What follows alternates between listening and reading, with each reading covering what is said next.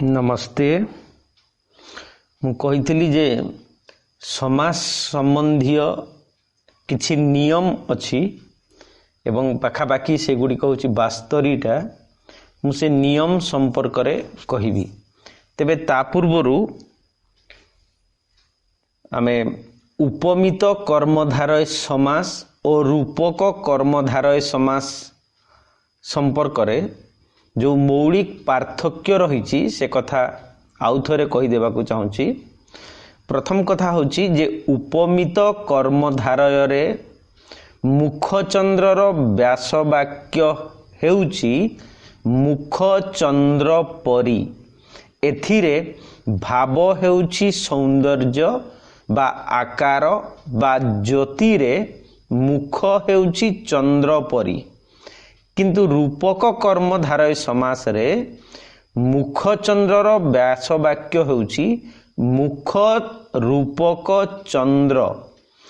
एथिरे मुख को चंद्र रूपे कल्पना करा जाउची सत, किंतु मुख आउ चंद्र भितरे अभेदत्वर कल्पना करा जाउची। एही सबु कारणरू वाक्य रे थिबा मुखचंद्र को वाक्यर अर्थ आधार रे मुखचंद्रर भाव अनुसारे उपमित कर्मधारय कि रूपक कर्मधारय ताहा स्थिर करा जाई पारिबो। यथा पद्मिनींकर मुखचंद्र संदर्शन करी अलाउद्दीन विमोहित होइथिले। ए वाक्य रे मुखचंद्रर भाव होउची मुख चंद्र परी, अर्थात चंद्र सदृश सुंदर मुख। तेणु एठारे हा उपमित कर्मधारय समास हेबो। पद्मिनींकर मुखचंद्र प्रति अलाउद्दीनकर चित्त चकर आकृष्ट होइथिला। एठारे मुखचंद्रर भाव हेउची मुख रूपक चंद्र। एठारे मुख को चंद्र रूपे कल्पना करा जाइछि एवं अभेद कल्पना करा जाइछि, कारण चकर चंद्र प्रति आकृष्ट हुए मुख प्रति नुहे। तेणु एठारे एहा रूपक कर्मधारय समास हेबो। सेहीपरि कर्मधारय समास रे परपद स्त्रीलिंग हेले मध्य पूर्व विशेषण पद पुंलिंग होई थाए। यथा सुंदरी जे बालिका हेबो सुंदर बालिका, परमा जे प्रीति हेबो परम प्रीति, दृढ़ा जे भक्ति हेबो दृढ़ भक्ति, स्थिरा जे प्रतिज्ञा हेबो स्थिर प्रतिज्ञा। सूत्र नंबर 2, बहुव्रीहि समास रे परपद स्त्रीलिंग हेले मध्य पूर्व विशेषण पद पुंलिंग परी हुए। यथा दृढ़ा भक्ति जहार दृढ़ भक्ति, भग्ना शाखा जहार भग्न शाख। सूत्र नंबर 3, कर्मधारय समास रे महत् शब्द स्थान रे महा हुए। यथा महान जे पुरुष महापुरुष, महान अटे देव महादेव, महती जे रानी महारानी। सूत्र नंबर 4, बहुव्रीहि समास रे शेष वर्ण बा अंत्य वर्ण आकारांत स्त्रीलिंग होइथिले शेष वर्णर आकार स्थान रे अकार हुए। यथा दृढ़ा प्रतिज्ञा जहार दृढ़ प्रतिज्ञ, नाही दया जहार निर्दय, नाही करुणा जहार निष्करुण, दीर्घ काया जहार दीर्घ काय। सेपरि सूत्र नंबर 5, बहुव्रीहि समास रे महत् स्थान रे महा हुए यथा महान बाहु जहार हेबो महाबाहु महत् जस जहार हेबो महाजसा। सूत्र नंबर 6 तत्पुरुष समास रे महत् शब्द स्थान रे महत् रहे यथा महत् माने लोकर कृपा महत् कृपा ही रहिबो सेमिति महत् लोकर बा महत् र धन महत् धन। सूत्र नंबर 7 नित्य समास रे कुत्सित अर्थरे पुरुष पूर्वरु कु बा का रही पारे यथा कुत्सित पुरुष कुपुरुष हेई पारिबो कापुरुष मध्य हेई पारिबो। पुनश्च पथिन अक्षी और जल शब्द उत्तर पद होइथिले कु स्थान रे का आदेश हुए यथा कुत्सित पंथा हेबो का पथ कुत्सित आखि हेबो काक्ष माने जोटा कटाक्ष अप्रत्यय कुत्सित जल का जल। सेपरि बहुव्रीहि समास रे कुत्सित अक्षी जहार काक्ष। पुनश्च कु परे स्वरवर्ण रहिथिले ताहा स्थान रे कर्मधारय समास रे कत आदेश हुए यथा कुत्सित आचार कदाचार कुत्सित आकार कदाकार कुत्सित अन्न कदन्न कुत्सित अश्व कदस्व। किंतु कर्मधारय समास नहेले कत आदेश हुए नहीं यथा कुत्सित उष्ट्र जहार ताहा कृष्ट्र। सूत्र नंबर 8 कर्मधारय और तत्पुरुष समास रे परपद राजन थिले ताहा स्थान रे राज हुए यथा कर्मधारय समास महान जे राजा महाराज। षष्ठी तत्पुरुष रे देवंकर राजा देवराज पशुंकर राजा पशुराज दैत्यंकर राजा दैत्यराज मगधर राजा मगधराज। किंतु राजा जेउठी माने माने जोठी थिबो बहु राजा जेउठी सेठी बहु राजा हबो एवं ताहा देश विशेष को बुझाइबो हेले ताहा बहुव्रीहि समास हेबो। सूत्र नंबर 9 कर्मधारय और तत्पुरुष समास रे परपद सखी शब्द होइथिले ताहा स्थान रे सख हुए यथा प्रिय जे सखा प्रिय सख हेबो कर्मधारय समास पार्थंकर सखा पार्थ सख हेबो षष्ठी तत्पुरुष समास वायुर सखा वायु सख पवन षष्ठी तत्पुरुष समास इंद्र सखा जहार से इंद्र सखा किंतु ए जगह रे बहुव्रीहि समास हेबो। सूत्र नंबर 10 कर्मधारय समास रे अहन शब्द स्थान रे अह हुए यथा एक संख्यक अहन एकाह 10 संख्यक अहन दशाह पुण्य जे अहन पुण्याह। सूत्र नंबर 11 द्विगु समासरे अहन शब्द स्थान रे अह हुए यथा सप्त अहनर समाहार सप्ताह। सूत्र नंबर 12 अहनर अर्थ दिवस।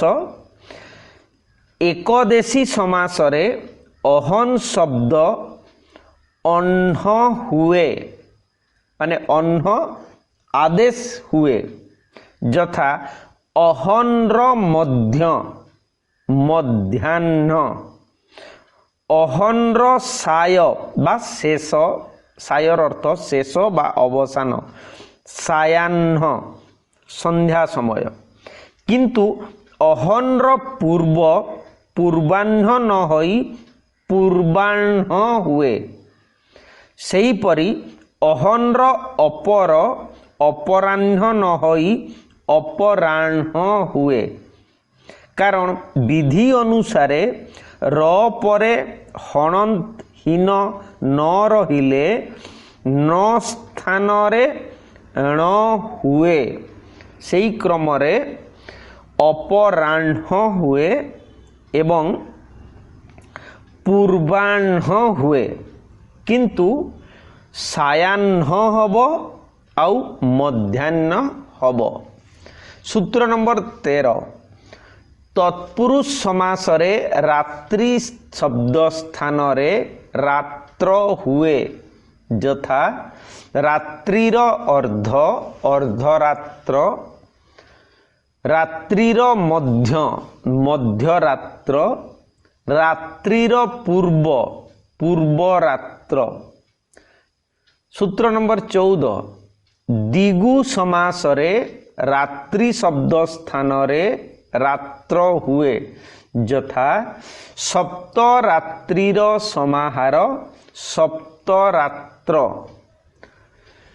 सूत्र नंबर 15 दिगु समासरे परपदर शेष बा अंत्यवर्ण अकार होइथिले ताहा केउठी सेही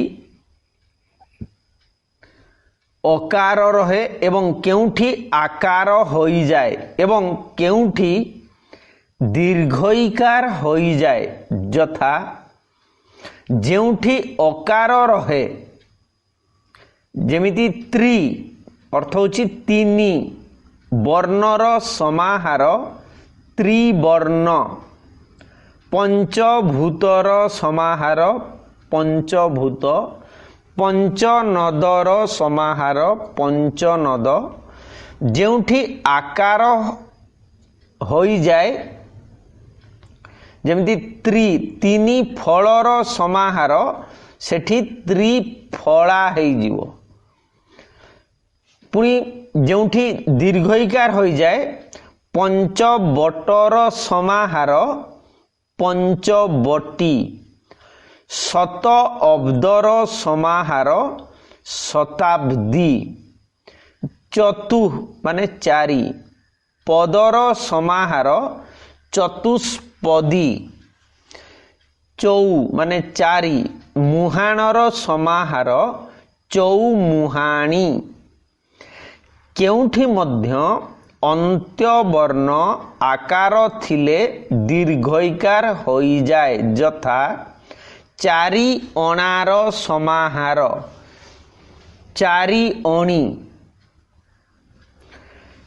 सूत्र नंबर 16 बहुब्रीहि समासरे उत्तर पद जाया शब्द स्थान रे जानी हुए वर्गजरे आकार नरे हर्षई यथा सीता जाया जहार सीता जानी युवती जाया जहार युव जानी प्रिया जाया जहार प्रिय जानी।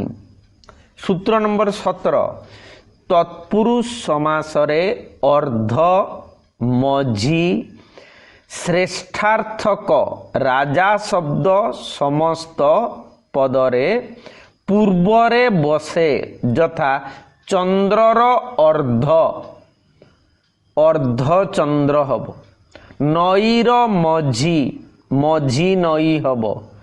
ହଂସ ମାନଙ୍କର ରାଜା ରାଜହଂସ ହବ। ପଥ ମାନଙ୍କର ରାଜା ରାଜପଥ ହବ। ତେବେ ସ୍ଥଳ ବିଶେଷରେ ଏହି ନିୟମର ବ୍ୟତିକ୍ରମ ମଧ୍ୟ ଦେଖାଯାଏ, ଯଥା ଚକ୍ରାର୍ଧ, ନିଶାର୍ଧ, ନଈ ମଝି ମଧ୍ୟ ହୁଏ।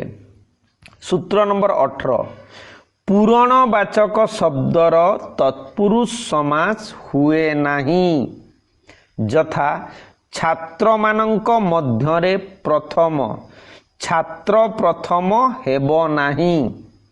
କିନ୍ତୁ କର୍ମଧାରୟ ସମାସ ହୁଏ, ଯଥା ପ୍ରଥମ ଅଟେ ଛାତ୍ର, ପ୍ରଥମ ଛାତ୍ର।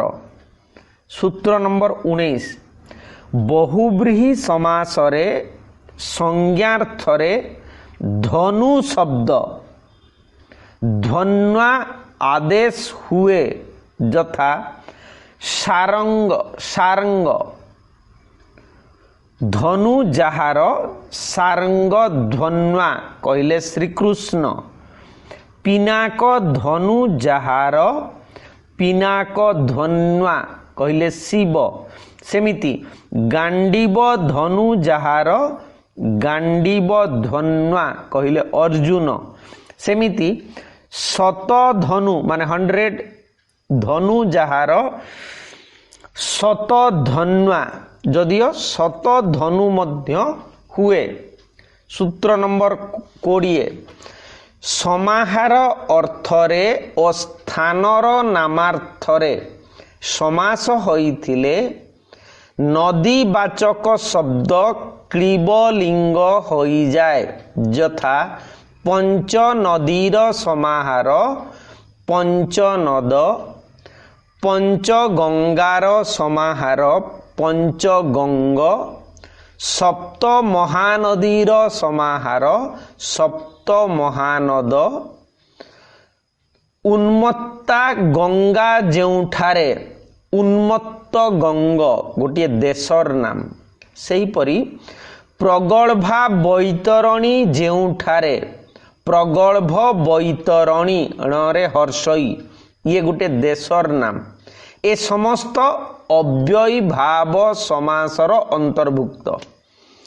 ସୂତ୍ର ନମ୍ବର 21, ଅକ୍ଷୀ ମାନେ ଆଖି ଶବ୍ଦ ସହ ଅବ୍ୟୟୀଭାବ ବହୁବ୍ରୀହି ସମାସ ହେଲେ ତାହାର ଅନ୍ତ୍ୟ ଇକାରର ପରିବର୍ତ୍ତେ ଅକାର ହୁଏ, ଯଥା ଅବ୍ୟୟୀଭାବ ସମାସରେ ଅକ୍ଷୀ ପ୍ରତି ହେଲେ ସମାସ ହେବ ପ୍ରତ୍ୟକ୍ଷ, ଅକ୍ଷୀ ପରେ ହେଲେ ହେବ ପରୋକ୍ଷ, ଅକ୍ଷୀ ସମ୍ମୁଖରେ ହେବ ସମକ୍ଷ ବା ଉପାକ୍ଷ, ଅକ୍ଷୀ ପଛରେ ହେବ ଅନ୍ୱକ୍ଷ।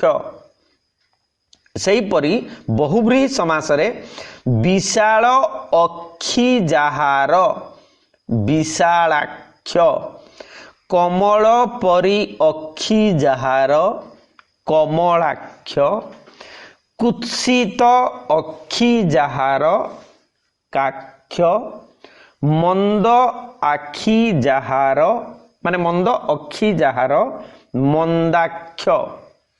ସୂତ୍ର ନମ୍ବର 22, ଏକଦେଶୀ ସମାସରେ ପୂର୍ବାଦି ଶବ୍ଦର ପୂର୍ବ ନିପାତ ହୁଏ, ଯଥା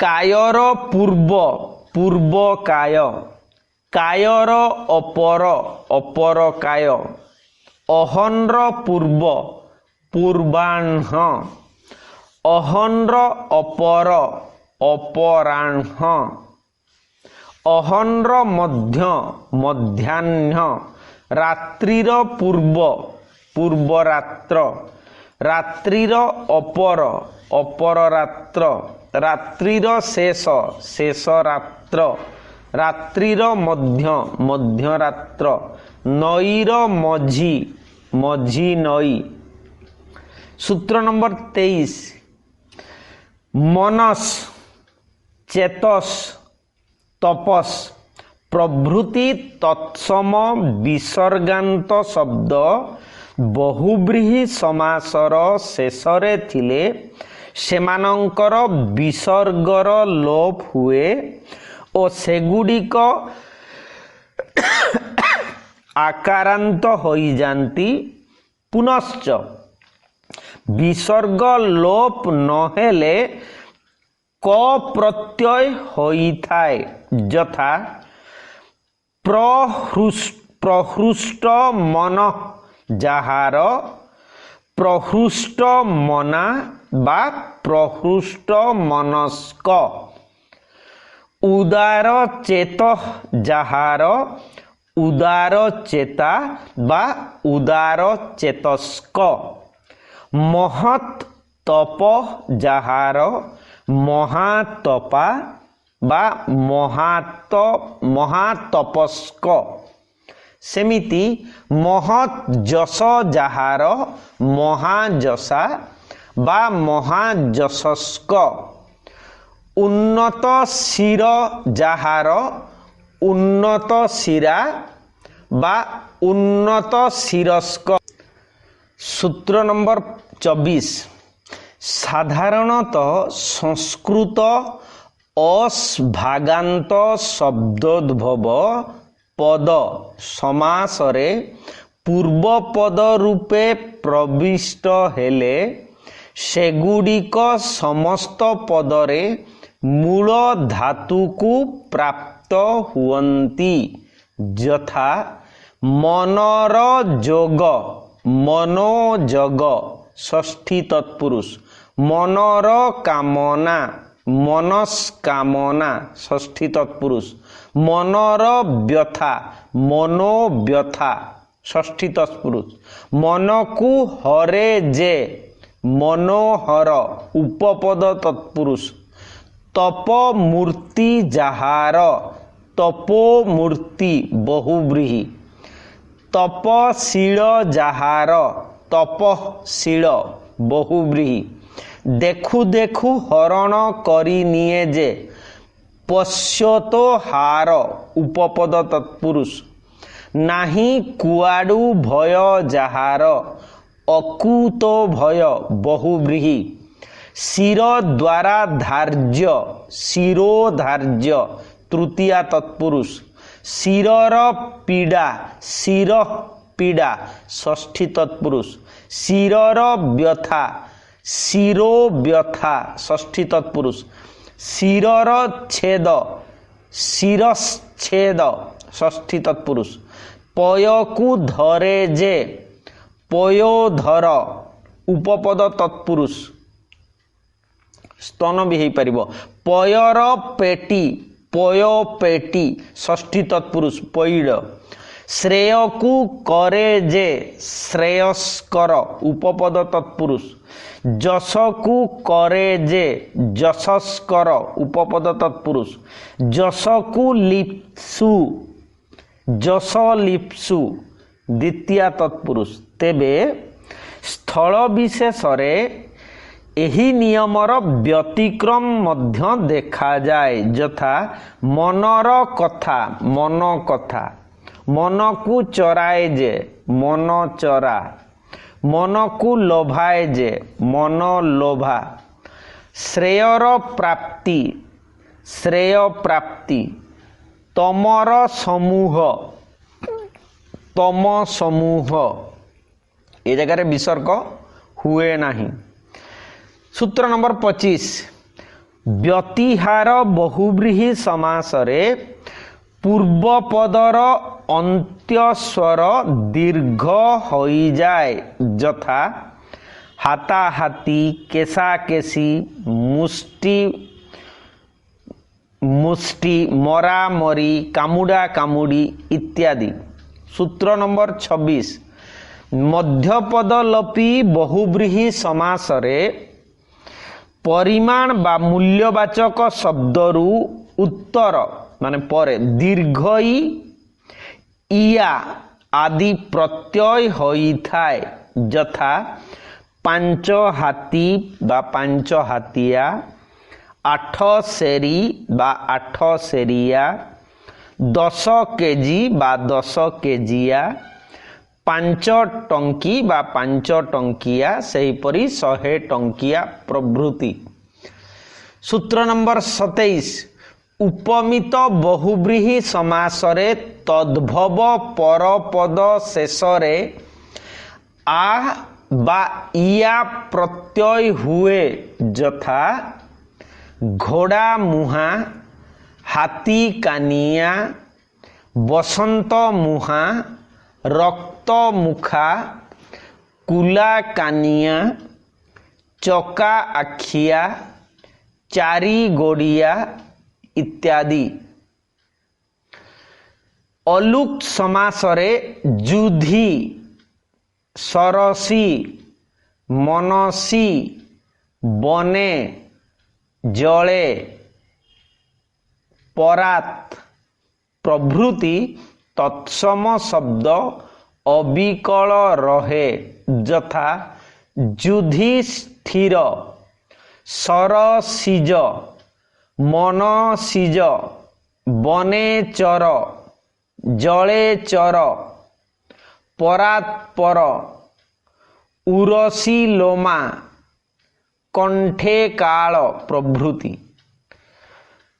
ସୂତ୍ର ନମ୍ବର 29, ସଂସ୍କୃତ ତୁମୁନ୍ ପ୍ରତ୍ୟୟାନ୍ତ ପଦ ଅନୁସ୍ୱାର ଲୋପ ହୋଇ ଯେପରି ସମାସରେ ପ୍ରବିଷ୍ଟ ହୁଏ, ଓଡ଼ିଆରେ ମଧ୍ୟ ସେହିପରି ପ୍ରୟୋଗ ଦେଖାଯାଏ, ଯଥା ଯିବାକୁ କାମନା ଯାହାର, ଗନ୍ତୁ କାମ, ଖାଇବାକୁ ମନ ଯାହାର, ଭକ୍ତୁ ମନା, ଯିବାକୁ ମନ ଯାହାର, ଗନ୍ତୁ ମନା। ସୂତ୍ର ନମ୍ବର 30, ଅଣ୍ଡ, ଶାବକ ପ୍ରଭୃତି ଶବ୍ଦ ଉତ୍ତର ପଦ ଥାଇ ପୂର୍ବ ସ୍ତ୍ରୀଲିଙ୍ଗବାଚକ ପଦ ସହ ସମାସ ହେଲେ ସେହି ପଦ ଗୁଡ଼ିକ ପୁଂଲିଙ୍ଗବାଚକ ହୋଇଯାଏ, ଯଥା କୁକୁଟିର ଅଣ୍ଡ, କୁକୁଟାଣ୍ଡ, ମେସିର ଶାବକ, ମେଷ ଶାବକ, ଛାଗିର ଦୁଗ୍ଧ, ଛାଗ ଦୁଗ୍ଧ, ଗାଈର ଦୁଗ୍ଧ, ଗୋ ଦୁଗ୍ଧ, ଗାଈ ଦୁଧ ମଧ୍ୟ ହୁଏ। ସେହିପରି ଗାଈର ରସ ମାନେ ଦୁଗ୍ଧ, ଗୋରସ।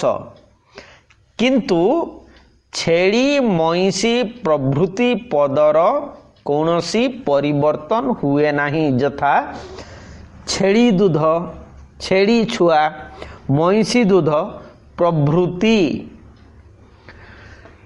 ସୂତ୍ର ନମ୍ବର 11, ଘିଅ ଓ ଦହି ଶବ୍ଦ ସହ ସମାସ ହେଲେ ଗାଈ ଶବ୍ଦ ବିକଳ୍ପେ ଗୁଆକୁ ପରିବର୍ତ୍ତିତ ହୋଇଯାଏ, ଯଥା ଗାଈର ଘିଅ, ଗୁଆ ଘିଅ। ଗାଈ ଘିଅ ମଧ୍ୟ ହୁଏ କିନ୍ତୁ ଗୁଆ ଘିଅ। ସେମିତି ଗାଈର ଦହି, ଗୁଆ ଦହି, ଗାଈ ଦହି ମଧ୍ୟ ହୁଏ। କିନ୍ତୁ ମଇଁଷି ଶବ୍ଦର କୌଣସି ପରିବର୍ତ୍ତନ ହୁଏ ନାହିଁ, ଯଥା ମଇଁଷି ଘିଅ, ମଇଁଷି ଦହି। ସୂତ୍ର ନମ୍ବର 32, ରୁକାରାନ୍ତ ତତ୍ସମ ଶବ୍ଦମାନ ସମସ୍ତ ପଦରେ ପୂର୍ବପଦ ହୋଇଥିଲେ ମୂଳ ଶବ୍ଦ ରୂପରେ ବ୍ୟବହୃତ ହୁଅନ୍ତି, ଯଥା ପିତାର ଗୃହ, ପିତୃଗୃହ ହବ। ସେମିତି ମାତାର ଭାଷା, ମାତୃଭାଷା ହବ। ସେହିପରି ନେତୃବର୍ଗ, ଭର୍ତ୍ତୃ ସେବା। କିନ୍ତୁ ପରପଦ ହୋଇଥିଲେ ଏଗୁଡ଼ିକ ଆକାରାନ୍ତ ହୋଇ ବ୍ୟବହୃତ ହୁଅନ୍ତି, ଯଥା ରାଜନେତା, ଭୂଭର୍ତ୍ତା, ଦେବମାତା। ତେବେ କ୍ୱଚିତ୍ ଦ୍ୱନ୍ଦ୍ୱ ସମାସରେ ରୁକାରାନ୍ତ ପୂର୍ବପଦ ମଧ୍ୟ ଆକାରାନ୍ତ ହୋଇ ବ୍ୟବହୃତ ହୁଏ, ଯଥା ପିତା ମାତା, ନେତା ଜନତା, ହର୍ତ୍ତା କର୍ତ୍ତା। ସୂତ୍ର ନମ୍ବର 33, ଇନ୍ ଭାଗାନ୍ତ ତତ୍ସମ ଶବ୍ଦ ପୂର୍ବପଦ ହୋଇଥିଲେ ସମାସରେ ସେଥିରୁ ନରେ ହଣନ୍ତ କାରର ଲୋପ ହୁଏ। ଯଥା ପକ୍ଷୀ ନୀଡ଼, ଧନୀ ଘର। କିନ୍ତୁ ଏଗୁଡ଼ିକ ପରପଦ ହୋଇଥିଲେ ଦୀର୍ଘଇକାରାନ୍ତ ହୋଇ ବ୍ୟବହୃତ ହୁଅନ୍ତି। ଯେମିତି ସୁକ ପକ୍ଷୀ, ଉପକାରୀ, ମହାଧନୀ, ଉତ୍ତରଦାୟୀ। ସୂତ୍ର ନମ୍ବର 34, ବହୁବ୍ରୀହି ସମାସରେ ଅସ୍ ଭାଗାନ୍ତ ତତ୍ସମ ଶବ୍ଦରୁ ଉତ୍ତର ସମାସାନ୍ତ କ ପ୍ରତ୍ୟୟ ବିକଳ୍ପରେ ହୁଏ। କ ପ୍ରତ୍ୟୟ ନହେଲେ ସେଗୁଡ଼ିକ ଆକାରାନ୍ତ ହୋଇ ବ୍ୟବହୃତ ହୁଅନ୍ତି।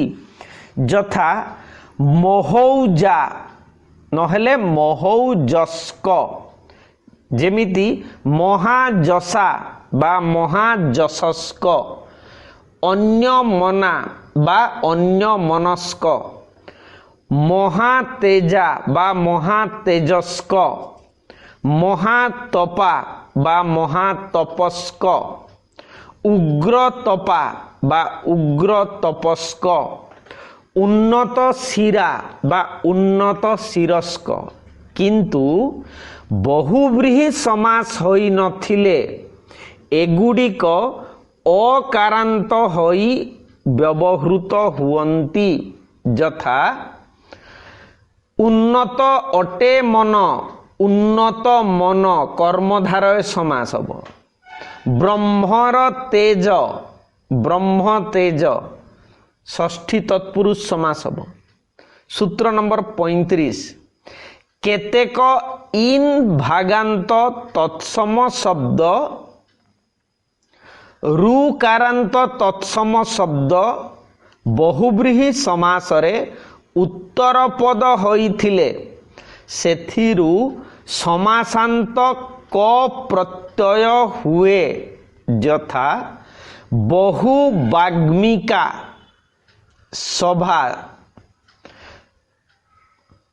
ସଭା ଅର୍ଥରେ, ନଦୀ ମାତୃକ ଦେଶ, ସ୍ୱାଧୀନ ଭର୍ତ୍ତୃକା ନାରୀ ଅର୍ଥରେ, ବହୁ ଧନିକା ନଗରୀ ଅର୍ଥରେ। ସୂତ୍ର ନମ୍ବର 36, ବହୁବ୍ରୀହି ସମାସରେ ଉତ୍ତର ପଦ ପୁମସ୍ ବା ପୁମାନ ଶବ୍ଦରେ ସମାସାନ୍ତ କ ପ୍ରତ୍ୟୟ ହୁଏ। ଯଥା ଭାସିତ ପୁଂସକ ଶବ୍ଦ।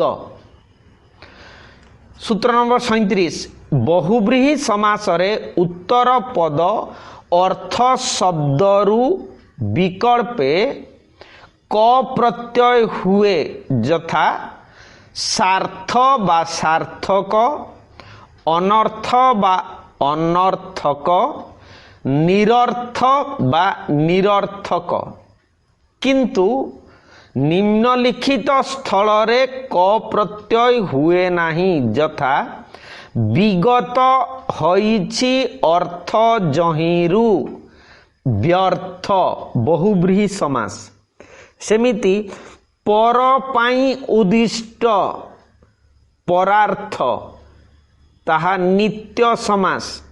ସେହିପରି ସ୍ୱ ଅର୍ଥ, ସ୍ୱାର୍ଥ ତାହା ହେବ କର୍ମଧାରୟ ସମାସ। ଆଜି ଏତିକି ଥାଉ, ଆଉ ବାକି ଯେଉଁ ରହିଲା 31 ପାଖାପାଖି ସୂତ୍ର ଆସନ୍ତା କାଲି ଆମେ ଆଲୋଚନା କରିବା। କମେଣ୍ଟରେ ଲେଖିବେ। ଧନ୍ୟବାଦ।